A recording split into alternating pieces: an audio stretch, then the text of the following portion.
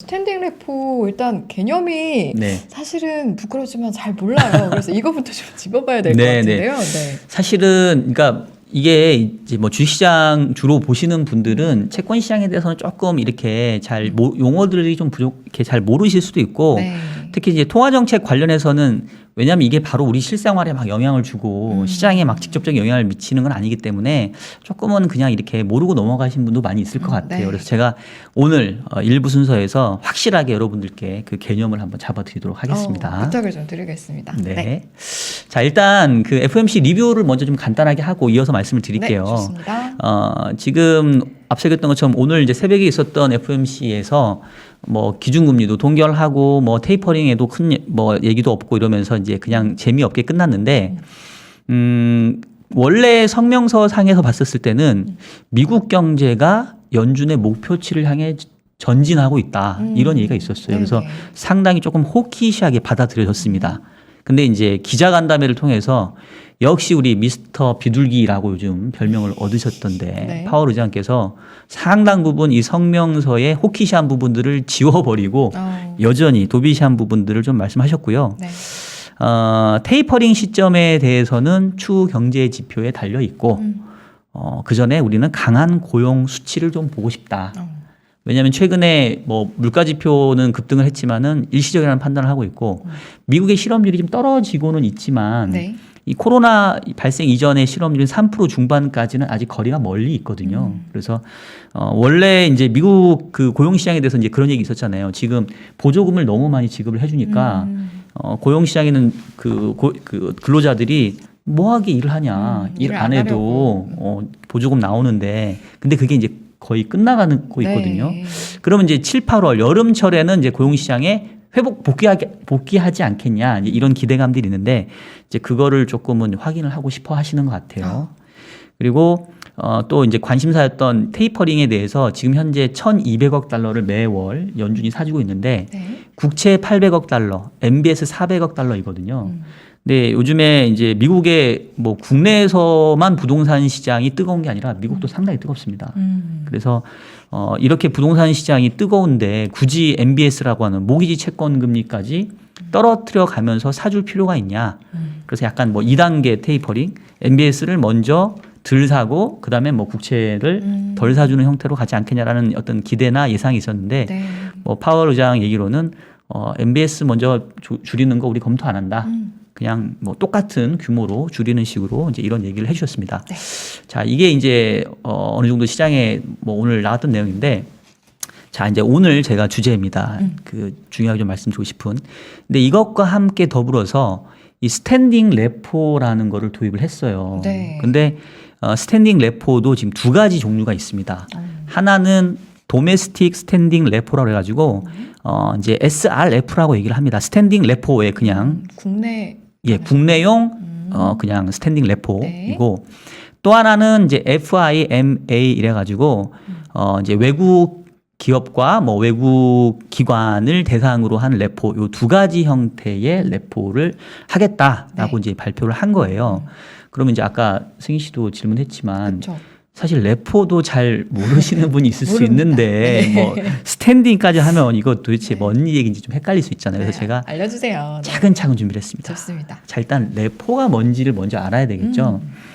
이 레포라는 건 뭐냐면 그 Repurchase Agreement의 줄임말이에요. 아, 이게 좀 발음하기가 상당히 어렵네요. 좋았습니다. 괜찮습니까? 듣기 좋았습니다. 이게 R 발음이 네, R 좋았습니다. R 발음이 어려워 항상. 그 repurchase라는 건 뭐냐면 이거 이제 리는 다시고 다시. purchase는 구매한다는 구매. 거니까 다시 사준다는 거고 agreement는 이제 계약이잖아요. 네네네. 그래서 우리나라 말로는 환매 조건부 채권 매매. 그러니까 환매라는 건 뭐냐면 다시 사는 거를 조건으로 해서 채권 거래를 한다 이런 얘기입니다. 네네네. 그래서 이제 이거는 양방향으로 할 수 있는데 이제 예를 들면 이런 거예요. 내가 지금 채권을 매도하지만 동시에 약속한 기일 이후에는 내가 이 채권을 다시 살 거야 라는 거래를 네네. 같이 하는 거예요. 그러니까 예를 들면 뭐 일주일이라고 하면은 제가 가지고 있는 채권을 제가 승희 씨한테 넘겨요. 그래서 승희 씨 이 채권 잠깐만 사줘. 그러니까 저는 파는 거죠. 네. 대신 7일 뒤에는 내가 이 채권 다시 사갈게요. 이런 거래를 하는 거예요. 네. 그러면 이런 거래를 통해서 저는 어떠한 유인이냐면 제가 가지고 있는 채권을 잠시 맡기면서 저는 현금을 조달할 수 있죠. 아, 그렇죠. 네. 그 환매 조건부 채권 매매 현금이 기간 용공이 동안. 된다. 네, 그렇죠. 네. 예. 그래서 이것들이 이제 뭔가 일시적으로 유동성이 필요할 때 내가 보유한 채권을 일정 부분 이제 유동화하는 네. 그런 수단으로도 쓰인다. 이렇게 생각을 하시면 되겠고요. 네. 그 RP라고 하기도 하고 레포라고 하기도 하는데 사실 레포 거래는 뭐 형태가 좀 여러 개가 있어요. 그러니까 이제 중앙은행이 통화량을 조절하는 목적으로 이제 일반 금융기관과 할 수도 있고 금융기관이 대고객에게 그러니까 일반 개인들에게 이 레포 거래를 통해서 자금을 이렇게 조달하거나 오히려 자금을 또 운용하게 할 수도 있습니다. 그래서 여러분 증권사에 가게 되면 뭐 RP 상품 뭐 이런 게 있어요. 네네. 그러니까 구조는 똑같고요. 그리고 이제 금융기관과 금융기관 사이에 이런 레포 거래를 통해서 이제 자금을 일시적으로 조달하려고 하는 그런 형태의 거래가 있고요. 네. 이제 우리가 오늘 지금 얘기하는 레포는 이 중앙은행이 통화량을 조절하는 수단으로 사용을 합니다. 그래서 이제 예를 들면 이런 거죠. 제가 중앙은행이고 승희 씨가 시장이라고 한다면 네. 보니까 이 금융시장에 돈이 너무 많이 풀린 거예요. 그러면 제가 금융 그 기관에 있는 참가자로 하여금 중앙은행 내가 가지고 있는 채권을 니네가 좀 사줘라 라고 얘기할 수 있죠. 네. 그러면 금융기관 입장에서는 이제 중앙은행의 레포는 일정 부분 이제 참여해야 되는 의무가 있거든요. 네. 그러면 금융기관이 가지고 있는 유동성을 중앙은행에 주고 대신 중앙은행이 보유한 채권을 가져가겠죠. 그러면 그 기간 동안에는 시중의 유동성을 중앙은행이 흡수하는 효과가 발생을 합니다. 그러네요. 예. 그 다음에 이제 그 기간이 끝나면 다시 채권을 돌려주고 유동성을 다시 주고 이런 형태가 되는 거죠. 네. 그래서 이 중앙은행의 레포는 통화량을 조절하는 그런 수단 중에 하나로 쓰여져요. 그래서 우리가 중앙은행의 통화 정책 중에 대표적인 게 기준금리를 결정하는 네. 정책도 있고요. 이렇게 이제 환매 조건부 채권을 팔기도 하고 사기도 하면서 이제 시장의 유동성을 조절하는 네. 뭐 이거를 우리가 이제 공개시장 조작 뭐 이렇게 또 얘기를 합니다. 그리고 뭐 이제 국내 같은 경우는 이제 한국은행이 통환채를 발행을 해서 뭐 아예 유동성을 흡수하기도 하고요. 그래서 하여튼 레포라고 하는 거는 내가 거래를 하면 반드시 반대 거래를 하겠다라는 거를 약정하고 채권을 사고 파는 거다. 네. 근데 핵심적인 거는 잠시 유동성을 흡수하는 형태가 되기도 하고 또 그 채권을 보유한 사람은 잠시 유동성을 이렇게 조달하는 그런 수단으로 쓰인다. 이렇게 이해를 하시면 되겠고요. 네. 자, 그런데 요번에 레포는 이제 스탠딩이라는 말이 붙었잖아요. 그래서 저도 이 스탠딩 레포를 뭐라고 해석을 해야 될까 보니까 기관마다 조금씩 해석하는 게 다른데 누구는 뭐 상시 레포라고도 하고 누구는 뭐 상설 레포라고도 했는데 제가 봤을 때는 상설이라는 의미가 좀 더 강한 것 같아요. 그래서 제가 오죽했으면 네이버에서 제가 한번 찾아봤어요. 이게 어떤 의미가 있는지. 그래서 영어를 네. 찾아보니까 네. 이 스탠딩 하면 이제 물론 서 있는 뭐 이런 거긴 하지만 네. 그 얘기는 뭐냐면 항상 그 자리에 있는 고정되어 있는 네. 그리고 상설 그런 의미예요. 그래서 제가 이제 무슨 생각을 했냐면 저는 이제 고향이 제가 좀 시골이거든요. 근데 저 어렸을 때 5일장이라는 게 있었어요. 아시죠? 네. 그러니까 5일 주기로 열리는 장이죠. 그러면 물건을 내가 사고 팔고 싶어도 그 5일장 기다려야 돼. 그러니까 어제가 장날이었으면 네. 이제 또 4일이 지나야 그 다음 장이 서서 거기서 내가 물건 사고 싶은 것도 사고 팔고 싶은 것도 팔 수 있는데 근데 그 4일이 생각보다 길잖아요. 그렇죠. 그래서 우리 고향에도 보니까 5일장은 5일장대로 열리는데 한쪽 그 조금 공간에 상설 시장이라는 걸 만들어줬어요. 항상 열려 있는. 그렇죠. 예. 그러니까 그냥 우리나라 말로 하면 그냥 시장이죠, 시장. 근데 이제 시골처럼 상설 시장이 없다가 이제 5일장만 있던 곳에서 이렇게 네. 상설적으로 열리는 상시 열리는 시장이 생긴. 그래서 저는 되게 그게 충격이었거든요. 오. 너무 기뻤죠. 오. 왜냐면 이제 5일 동안 안 기다려도 되니까. 네. 그래서 이 스탠딩 레포도 그렇게 보시면 돼요. 제가 아까 레포 거래가 중앙은행 입장에서는 중앙은행이 보유한 채권을 팔면서 유동성을 흡수하기도 하고 네. 거꾸로 금융기관이 가지고 있는 채권을 내가 중앙은행에 사주면서 유동성을 공급하는 그런 수단으로 쓰이는데 이게 원래는 주기적으로 정례적으로 열렸단 말이에요. 근데 이제 그 정례적인 주기가 뭐 일주일이 될 수도 있고 뭐 5일이 될 수도 있고 이럴 텐데 네.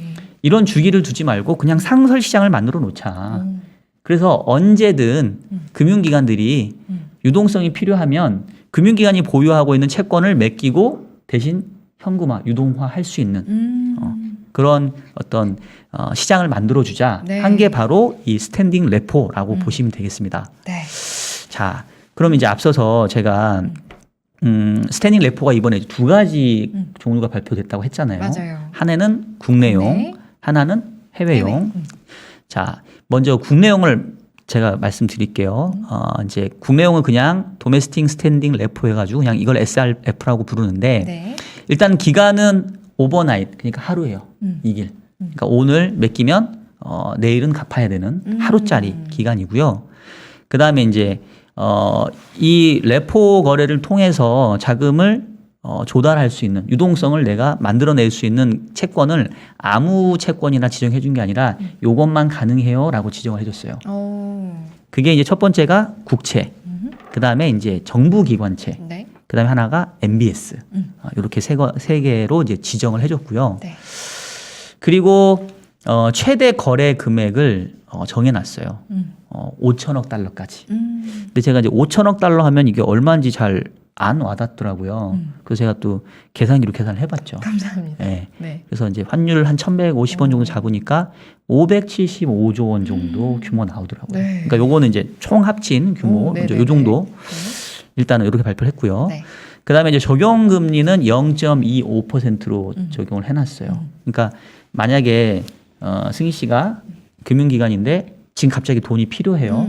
근데 채권을 팔아서 자금을 마련하기에는 채권 팔리지도 좀 않고 그리고 내가 이거 팔기는 싫어 그냥 네. 계속 가져가고 싶어. 근데 일시적으로 돈이 필요해 이럴 때 있잖아요. 그럼 이제 가지고 있는 국채, 뭐 정부기관채 MBS를 중앙은행인 저한테 그냥 맡기고 자금을 조달할 수 있는데 네. 대신 그때 제가 0.25%라는 금리를 이제 물리는 거죠. 네네. 왜냐하면 그걸 안 물리면 너무 이제 뭐 이걸로 이렇게 흔히 말하는 레버리지 효과를 누릴 수 있거든요. 네. 이걸로 승희 씨가 그러니까 금융기관이 중앙은행에 만약에 적용금리가 없다고 한다면 흔히 말해서 유동화하고 그 돈으로 다시 채권 사고 유동화하고 채권 사고 이게 이제 레버리지 승수를 계속 가져갈 수 있기 때문에 네네. 그래서 이제 금리는 있는 거고요.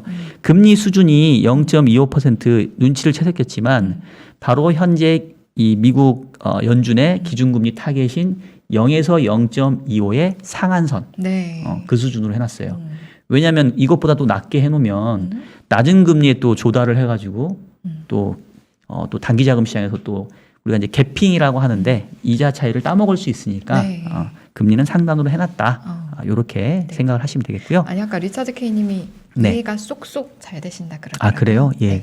제가 설명을 할 때는 제가 이 댓글창을 볼 겨를이 없어가지고 제가 보고 있어요. 네, 네. 아까 이우석 팀장님은 잠깐 오셔서 네. 열심히 들으라고 네. 물어보신대요. 다음 그래요? 주 수요일에. 진짜요? 더 열심히. 원래 근데 열심히 듣고 있었거든요. 네, 네, 계속해서 열심히 들어보겠습니다. 아니 우리 팀장님이 승희 씨 물어본다고요? 네, 저에게 물어보신다고 그래요? 아까 그러시네요. 아니 뭐 또 숙제 검사까지 하고 그러셔. 예. 한번 박사님도 오셔서 네. 수요일에 제가 들었던 거에 목요일에 한번 확인해 보시죠. 네. 알겠습니다. 예. 그리고 이제 역시 이제 아무 그 기관에게 요 어떤 특혜죠 어떻게 보면 이걸 준 건 아니고 이제 프라이머리 딜러라는 개념이 있어요. 이제 우리가 금융시장에서 프라이머리 마켓 또 세컨더리 마켓 이렇게 얘기를 하거든요. 네. 그러니까 그거는 프라이머리 마켓은 이제 발행 시장, 세컨더리 마켓은 이제 유통 시장을 얘기하는데 그 우리나라도 마찬가지지만 미국도 이제 재무부가 국채를 발행을 하잖아요. 네. 그러면 그 국채를 의무적으로 소화해 주는 그런 국채 소화 기관들이 있습니다. 그거는 이제 특정한 요건을 갖춘 그런 금융기관에게만 이제 그런 어떤 그 혜택을 주게 되는데 네. 그거를 우리가 프라이머리 딜러라고 얘기를 하거든요. 그래서 뭐 가끔 PD사 이렇게 얘기를 합니다. 그럼 이제 뭐 PD 이러면은 이제 우리는 뭐 예능 PD 뭐 아니면 우리 인포메이션 맞아요. 라이브 PD님 뭐 맞아요. 이렇게 생각할 수 있는데 여기서 말하는 PD는 그런 프라이머리 딜러의 아. 약자이고요. 이제 이런 프라이머리 딜러에게만 현재로서는 이 스탠딩 레포를 가능하게 해줬고, 다만 이제 다른 금융기관들도 조금 원하면 나중에는 좀 열어준다. 이렇게 일단 해놨습니다. 네. 이게 이제 국내용이고요. 네. 그 다음에 이제 두 번째는 지금 제가 질문 잠깐 보니까 5천억 규모가 매일 가능한 건지라고 이제 물어보셨는데, 그러니까 요게 그 한도니까 요거 규모가 전체가 넘어가지 않게 이렇게 해놨다고 보시면 될 것 네, 같고, 네, 네. 오버나잇이니까 아까 얘기했던 것처럼 하루 빌리면 하루 뒤에는 갚아야 되거든요. 근데 얘를 이제 연장할 수는 있어요. 근데 이제 연장한다 하더라도 전체 누적 규모가 5천억 달러는 넘어가지 않게 해놨다라고 보시면 되고, 네. 사실 좋은 질문이신데 이제 뒤에 얘기하려고 했는데 질문 나오셨으니까 그러면 중앙은행 입장에서는 이 한도를 더 늘리거나 줄일 수도 있습니다. 아. 그러면 그 자체가 또 통화량을 조절할 수 있는 또 수단으로 쓰일 수도 있어요. 예, 그래서 사실 규모 중요한데 우리 리차드 K님이 날카로우시네. 네. 딱 규모를 딱 좋은 질문 감사합니다. 찍어서 얘기하셨네요. 네네. 예. 그다음에 이제 두 번째 해외용은 어떤가? 해외용도 역시 기간은 오버나잇 하루고, 대신 해외는 거래 가능 채권은 이제 국채로만 한정을 시켰어요. 그다음에 최대 거래 금액은 얘네는 기관당 600억 달러로 딱 제한을 했고요. 네. 역시 600억 달러 잘 모를 것 같아요. 저도 계산해 보니까 70조 원 정도. 70조 원. 예, 예. 그러니까 이제 이만큼 자기가 채권이 있어야 되는 거죠. 예, 그래야 요거를 맡기고 돈을 빌릴 수 있는 거니까. 그다음에 적용금리 역시 0.25% 정도 됩니다. 근데 요거는 어떻게 보면은 이제 그 해외에서 달러화에 대한 그런 자금의 유부족이 발생할 수 있기 때문에 네. 이제 그런 것들을 위함이다. 이렇게 얘기를 하시면 될 것 같아요. 네. 자, 그러면 이제 이 스탠딩 레포라는 거를 이제 왜 도입을 했고 이거를 통해서 이제 연준은 어떤 거를 꾀하고 있냐. 이제 요게 핵심이에요, 여러분. 그렇죠, 그렇죠. 요거를 잘 들으셔야 됩니다. 이걸 알기 위해서 미리 네. 이제 개념 설명을 드려보죠. 그렇죠. 저희가. 예. 네. 자, 일단은 이제 도입 배경을 보면 여기 차트를 한번 제가 보여드릴게요. 요 차트는 뭐냐면 이렇게 이제 계단식으로 좀 되어 있고 뭐 중간에 이렇게 왔다 갔다 하는 게 보이는데 이 계단은 연준의 기준금리 레벨이라고 보시면 돼요. 네. 그리고 이렇게 위아래로 뭔가 왔다 갔다 하는 거는 실제로 거래되는 레포 금리입니다. 그렇게 생각하시면 돼요, 여러분. 기준금리라고 하는 거는 일종의 이제 기준을 잡아주는 정책금리잖아요. 네.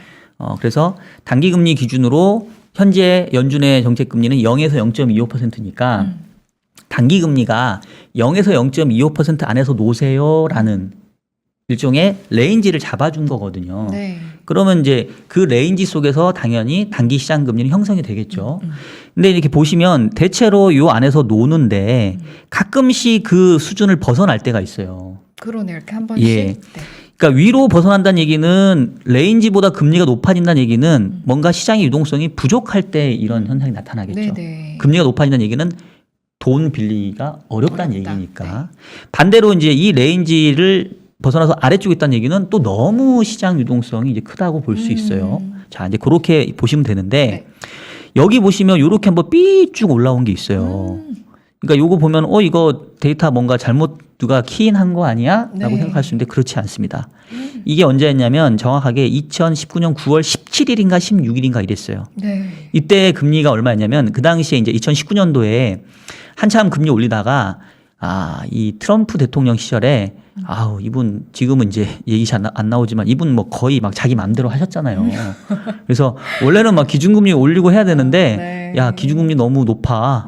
나는 뭐 저금리 선호해 이래가지고 어거지로 막 금리를 내렸었던 그 시절이었어요. 물론 네. 이제 그 뒤로 계속 금리를 내릴 일이 생겼지만 그래서 보시면 기준금리가 실제로 한 2% 정도로 이제 내려왔던 시기인데 그 당시에 레포 금리가 5% 이상 한 6%에 가깝게 형성이 됩니다. 그러니까 그 얘기는 네. 그날은 엄청나게 시장의 유동성이 고갈됐었다는 얘기예요. 저 현금이 엄청 없었다. 없었던 얘기죠. 예. 다 그냥 현금을 확보하려고 그냥 원래 연준이 이렇게 레인지를 정해주는 금리는 2%인데 5%까지 넘어갔다는 얘기는 그 됐고 네네. 그냥 일종의 우리가 돈이 정말 없으면은 흔히 말하는 사채업자까지 찾아가가지고 돈 빌려주기만 하세요. 뭐 이자는 제가 부르는 대로 드릴게요. 너무 급하면 그렇게 될 수 있죠. 그렇죠. 이런 상황이었다고 보시면 되는 거예요. 그러면 이제 그 당시에 무슨 일이 있었냐? 그때 무슨 일이 있었냐면 그 당시에 그 미국 재무부에서 국채 입찰이 좀 규모가 크게 했었어요. 네. 그러니까 이제 이 프라이머리 딜러들은 국채 입찰에 의무적으로 참여를 해야 된다고 그랬잖아요. 그러니까 이제 국채 입찰에 참여를 해야 되니까 돈이 있어야 되는데 그때 하필 또 그 9월이어가지고 분기별로 법인세까지 납부하는 기관이었대요. 그러니까 한편으로는 국채 입찰에 참여해서 돈도 있어야 되는데 세금도 내야 돼. 근데 없어 현금이. 그럼 어떻게 하겠어요? 채권을 팔거나 아니면 단기자금 시장에서 어차피 하루 이틀만 잠깐 빌리면 되니까 막 몰리는 거죠. 네. 물론 이날은 단기금리가 급등하면서 사실은 전반적인 채권금리도 조금 오르긴 했었습니다. 그래서 어떻게 보면은 이 통화량을 조절하는 중앙은행 입장에서는 이건 정책 실패한 거예요, 그날. 담당자는 제가 봤을 때 이거 엄청 혼났을 거예요. 그랬을 것 같아요. 왜 유동성 관리를 이따위로 했냐. 또 금융기관들도 난리가 났겠죠. 그렇죠. 그래서 그 뒤로 연준이 막 서둘러서 이 레포 시장에 엄청나게 참여를 해서 네. 겨우겨우 진정을 시켜놨습니다. 그래서 이제 그 뒤로는 야, 안 되겠다. 우리가 이 레포라는 거래를 정례적으로 하다 보니까 아까 얘기했던 것처럼 5일장 말씀드렸잖아요. 네네. 장날은 5일 기다려야 되는데 내가 당장 돈이 필요한 사람은 이거 물건 팔아서라도 빨리 돈을 구해야 되는데 시장이 없는 거야, 시장이. 네. 그러니까 빨리 상설 시장 만들어줘야겠다. 그래서 스탠딩 레포. 그렇죠. 그래서 빨리 유동성 필요한 사람들은 이 시장 가서 언제든지 유동성을 마련할 수 있게 해줘야겠다. 네네. 라고 해서 그때부터 사실은 이제 논의가 시작이 됐었어요. 그래서 지난 4월 FOMC하고 뭐 6월 FOMC에서도 이제 그 스탠딩 레포에 대해서 계속 얘기들이 있었는데 요번에 이제 바로 하게 됐고요. 자, 그러면 이렇게 스탠딩 레포를 도입하면서 우리가 기대할 수 있는 기대 효과 뭐가 있을까? 그게 또 중요하겠죠. 네. 자, 일단은 이 스탠딩 레포가 도입이 되게 되면 이제 금융기관, 뭐 이제 미국에서는 금융기관이 거의 이제 뭐 IB라고 하는 그 투자은행이니까 이런 은행들이 보유한 채권을 가지고 현금으로 빠르게 유동화를 할 수 있어요. 네. 즉 내가 현금이 급하고 특히 또 그 은행들은 이제 지급 준비금이라고 해서 의무적으로 연준에 이렇게 자금을 쌓아놔야 되거든요. 근데 이제 그거를 마련하기 위해서 굳이 채권 팔 필요 없이 그냥 보유한 채권을 맡겨서 내가 현금으로 바로 유동화할 수 있는 그런 장점이 있고요. 네네. 그리고 이제 두 번째는 이거는 이제 그 은행 입장이고 연준 입장에서는 시장의 유동성이 부족할 때 갑자기 막 유동성을 공급하거나 자산 매입을 해주지 않더라도 그냥 상설 시장이 있으니까 알아서 필요할 때 이제 자금을 여기서 찾아가겠죠. 그래서 이제 그런 어떤 정책의 효과가 있을 수 있고 그리고 앞서서 제가 아까 리처드 K님 질문하셨던 거 다시 말씀드렸는데 네. 지금 최대 한도를 5천억 달러로 일단 해놨는데 요거를 늘렸다가 줬다 하면서 단기 자금 시장을 컨트롤할 수 있는 일종의 또 하나의 수단으로도 좀 마련할 수가 있어요. 그런 측면에서 이게 좀 의미가 있습니다. 네. 자, 그러면 이런 효과가 있다고 했는데 그럼 연준은 이제 이거를 왜 했을까? 이제 그 의중이 뭐냐? 이제 이게 결론이죠. 네. 근데 그 전에 리차드 K님 질문 하나 또 하셨어요? 받아주실 수 예. 있어요? 네. 뭐 하셨을까요? 은행주의 호재라고 볼 필요는 없겠죠. 어차피 지금은 돈 구하기도 쉬운 상황인데 이렇게 말씀하셨거든요. 뭐 일정 부분 은행 입장에서는 불필요한 거래 비용을 좀 세이브하는 측면에서는 뭐 그래도 긍정적으로 할 수 있겠지만 뭐 이 자체가 뭐 은행의 업황 자체를 아주 뭐 이렇게 크게 드라마틱하게 바꿀 거는 아닌 것 같아서 뭐 그런 측면에서 예. 긍정적이긴 하지만 이게 해서 크게 주가가 상승할 정도의 모멘텀이 될 거냐 그거는 조금 약간 미약하지 않을까 네. 싶네요. 저는. 그렇다고 합니다. 네. 네. 그래서 저희 결론 내볼게요 이제. 네, 리처드 K님 오늘 질문 날카로우고 좋으시네요. 좋습니다. 예. 자, 일단은 그 요번 결론적으로 그 사실상 이제 테이퍼링을 위한 사전 작업이다라고 보시면 될 것 같아요. 이미 이제 연준은 단계적으로 테이퍼링을 좀 준비해 오고 있는 모습인데 테이퍼링 이제 다 아시잖아요. 이제 사주고 있는 채권 매입 규모를 이제 줄여 나가는데 이제 그 전부터 약간의 그 이제 흔히 말하는 민방위 훈련하는 거예요. 사이렌 한번 울려주고 이제 준비하세요. 뭐 이런 얘기잖아요, 그죠? 네. 그래서 어떤 정책들을 먼저 했었냐면 지난 6월 2일에 연준이 SMCCF라는 게 있어요. 이게 세컨더리 마켓 기업 신용 기구인데 이게 뭐였냐면 코로나 위기 이후에 계속해서 이제 뭔가 신용 위기에 대한 우려가 커지니까 연준이 극약 처방을 펼친 게 옛날에는 연준이 주로 국채나 MBS 이런 채권만 해줬거든요. 근데 네. 미 연준이 회사채를 직접적으로 사줘 버린 거예요. 이건 상당히 기념비적인 사건이었습니다. 네. 그래서 회사채도 사주고 회사채 ETF까지도 사줬는데 이제 올해 들어서 뭐 경제 여건이 상당히 좋아지고 하니까 굳이 회사채까지 우리가 사줄 필요가 있나요? 이제 회사채는 이제 팔아야 되겠습니다라는 결정을 이미 6월 2일 날 했습니다. 근데 뭐 규모가 많진 않아요. 저도 역시 이제 규모를 찾아봤더니 137억 달러 정도. 그래서 그때 이제 여러분 뉴스 한번 찾아보시면 연준이 회사채를 팔기로 했다. 이게 뭐 테이퍼링의 뭐 서막 아니냐. 뭐 이제 이런 분석 기사들이 나왔었는데 예, 맞습니다. 예, 맞은 해석이었고요. 그다음에 그 지난 6월 FOMC에서 사실 이제 가장 그 뭔가 쇼킹했던 거는 기준금리의 인상 시점을 2023년 이후에서 2023년으로 땡겨왔다라는 점도표의 변화가 상당히 쇼킹했지만 그거와 함께 또 의미 있었던 게 IOER이라고 하는 초과지급 준비금에 적용되는 금리도 올려줬고 역 레포 금리도 한 5bp씩 인상을 시켜줬어요. 네.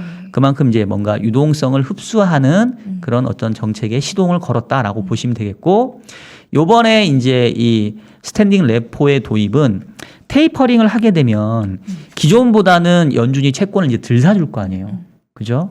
그러면 그 얘기는 금융기관에게는 연준이 계속 1,200달러씩 유동성을 꽂아줬는데 이제는 그 유동성이 안 들어오는 거죠. 그러니까 이게 유동성을 꽂아주는 거지 뺏어가는 건 아니죠. 덜 꽂아주니까. 근데 그 이런 거죠. 뭐 월급 우리가 갑자기 얼마 어떻게 할까? 뭐 150만 원씩 월급을 받다가 갑자기 월급이 120만 원으로 줄어요. 그러면 충격이 있어요, 없어요? 있죠. 있죠. 네. 왜냐면 내가 150만 원 월급 받을 때는 이걸로 뭐 뭐도 사고 뭐도 뭐 월세도 내고 뭐 이것도 내고 해서 다 쓸모가 있는데 갑자기 이제 150만 원 주던 거를 120만 원 준다고 하면은 뭔가 유동성에 대한 부족을 느낄 수 있죠. 네. 그래서 이제 그런 금융기관들로 하여금 만약에 혹시나 테이퍼링으로 인해서 유동성이 부족해질 것 같으면 니네 스탠딩 레포를 이용해라. 라고 네. 일종의 안전장치를 걸어줬다라고 보시면 되겠고, 또 한 가지는 그 연준이 국채나 MBS 매입을 줄이게 되면 이제 수급상에서 결국은 모든 가격은 수요와 공급에서 결정되니까 채권에 대한 수요가 줄어드니까 그 얘기는 채권 가격의 하락, 즉 금리 상승의 압력 요인으로 작용할 거잖아요. 네. 꼭 그렇다는 건 아닙니다, 여러분. 근데 다른 모든 조건이 일정하다면 연준의 테이퍼링은 채권에 대한 수요를 줄이는 거니까 금리 상승 압력으로 작용할 수 있는데, 이 스탠딩 레포가 도입이 되면 금융기관들 입장에서는 내가 굳이 현금으로 이제 불필요하게 돈을 쌓아둘 필요가 없는 거예요. 왜냐하면 국채나 MBS나 정부 기관채를 들고 있으면 언제든지 얘를 25bp, 0.25%만 주면 내가 현금으로 바꿔서 쓸 수 있으니까, 야 그러면 그냥 평소에 국채나 MBS나 정부기관채 웬만하면 들고 있자. 네. 이런 어떤 새로운 투자 유인을 만들어 줄 수도 있죠. 그래서 이제 이런 것들을 통해서 결국은 테이퍼링을 위한 사전 작업이 차근차근 진행이 되고 있고, 이런 것들을 감안해 보면 역시 8월 말에 있는 잭슨홀 미팅 그리고 9월 FOMC에서는 하여튼 테이퍼링이 공식화되고, 뭐 다들 얘기하는 뭐 내년도 초부터 테이퍼링이 실제화될 가능성이 상당히 높은 걸로 우리가 받아들여야 되지 않냐. 네. 이런 의미가 있다. 이런 의중을 연준이 가지고 있다. 이렇게 좀 말씀을 드리겠습니다. 준비운동인지도 모를 뻔했는데 이게 테이퍼링을 위한 준비운동이구나를 이제 좀 알게 된 것 같아요. 네. 알겠습니다. 그러면 8거 레이스를 말씀해 주신 잭슨홀이나 FOMC도 기대가 되는데 그것도 좀 분석을 해 주실 거죠? 그럼요. 네, 예. 알겠습니다. 그럼 저희 1부는 여기서 마무리를 하고요.